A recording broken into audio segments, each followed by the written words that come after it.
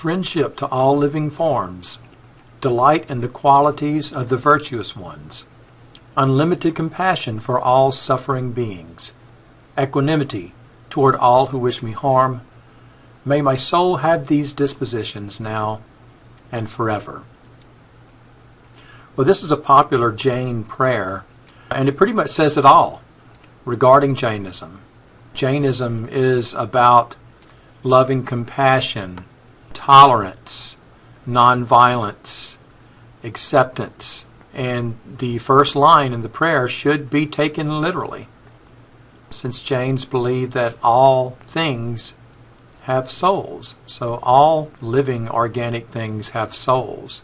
Everything from, of course, starting with humans, down through the animal kingdom, all the way down to microscopic beings, whatever, they're all thought to have souls.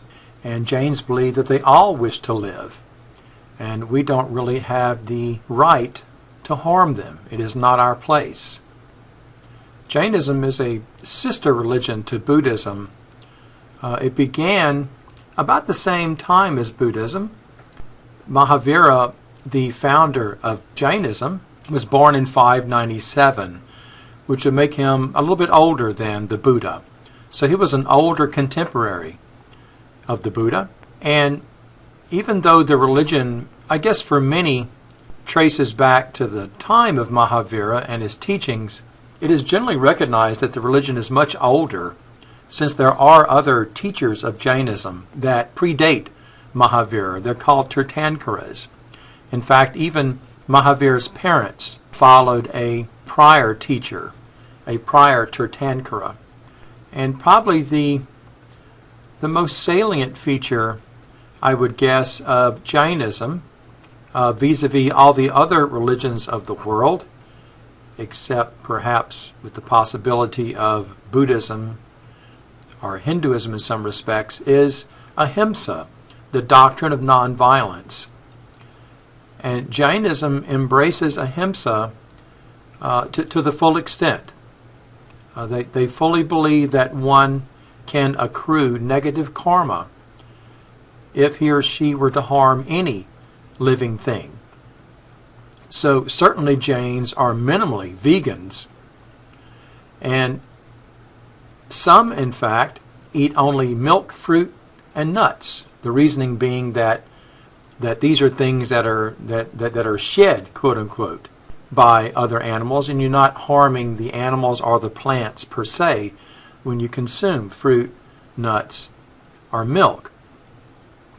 And as you can see, the figure in this icon here has a handkerchief over his mouth, and that is to prevent him from accidentally breathing in some small insect or the so-called air bodies, all of which, of course, have souls. Here we see the popular international symbol for Jainism. It is the comprehensive symbol. You've seen the hand with the wheel on the palm. But this is the more general comprehensive symbol that was adopted a few years ago by the international Jain community. Before I describe the various components of this symbol, let me first just say that you do see a swastika front and center. Please note that this is an ancient Indian religious symbol. It has nothing to do with Nazis and the Third Reich, Adolf Hitler, and the neo-Nazis and things of that nature. This symbol has been around for ages, and it was actually adopted by the Nazis and used for their nefarious designs. Basically, they appropriated a perfectly fine religious symbol for their own uses. And the reason why they did that was because of their assumption that since the ancient Aryans were the ones who, in their mind, founded India, and it is true that they migrated down into India, as you know now from our unit on Hinduism, and also, too, the Nazis assumed that these Aryans were the original Caucasians, so to speak, So therefore, the pure white or Nordic race. And that's where you get your connection, and that's how the Nazis ended up adopting an ancient religious symbol. But nevertheless, the Jains have taken to replacing the swastika symbol with the Om symbol in the West because of the very negative connotations of the symbol in the West because of the Nazis and the horrible crimes they committed. Nevertheless, back to the symbol. The 3 dots represent the Jain path of liberation. Right faith, right knowledge, right conduct, all together, which will lead to liberation. And also these dots represent the 3 worlds. The lower region, which would include various levels of hell. The upper region, which includes various heavens, and then finally the middle region, which includes the earth. And all worldly, in other words, all non-liberated souls take birth, live, die, and suffer in these 3 worlds. The crescent at the top represents the region known as Siddhashila, the region of the perfected ones. And this region, as you can see, is beyond the 3 worlds. Hell regions, earth regions, and heavenly regions. This region is, as you can see, beyond the 3 worlds. The hell regions, the earth regions, and the heavenly regions.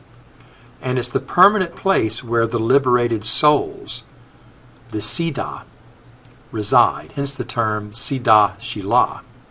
The swastika, as I mentioned a while ago, is a sacred symbol in Jainism. The 4 sides of the swastika represent the 4 forms of existence of the worldly souls, in other words, the non-liberated souls. And the 4 forms are heavenly beings, humans, thirdly, animals, plants, and birds, and then fourthly, hell beings. It basically reminds us that worldly souls undergo a continuous cycle of birth, suffering, and death in these 4 forms. Thus, the idea is that one should follow the true religion, Jainism, and be liberated from suffering. So in a kind of way, this swastika represents the wheel of living, dying, rebirth over and over. The palm of the hand, as we've discussed earlier, among other things, tells us not to be afraid, indicating that human beings suffering due to karmic bondage need not be disheartened. It also tells us to stop and think before we act, to assure that all possible violence is avoided. The wheel inside the palm is actually the wheel of Dharma, meaning teaching. It's also called a chakra, or chakra, C-H-A-K-R-A. It has 24 spokes, which represents the 24 Tirthankaras, or the great spiritual teachers of Jainism. And the outline itself looks like a person standing with their feet apart and their arms resting on both hips. And this represents the Jain description of the shape of the universe. Underneath the symbol you see some text there, and the text translates as, quote, living beings render services to one another, unquote. The overall symbol depicts the belief that living beings of all 3 worlds, heaven, hell, and earth, suffer from the miseries of a transmigratory existence. In other words, being born over and over again. They can follow the path of the true religion, Jainism, which is right faith, right knowledge, and right conduct, as taught by the 24 Tirthankaras.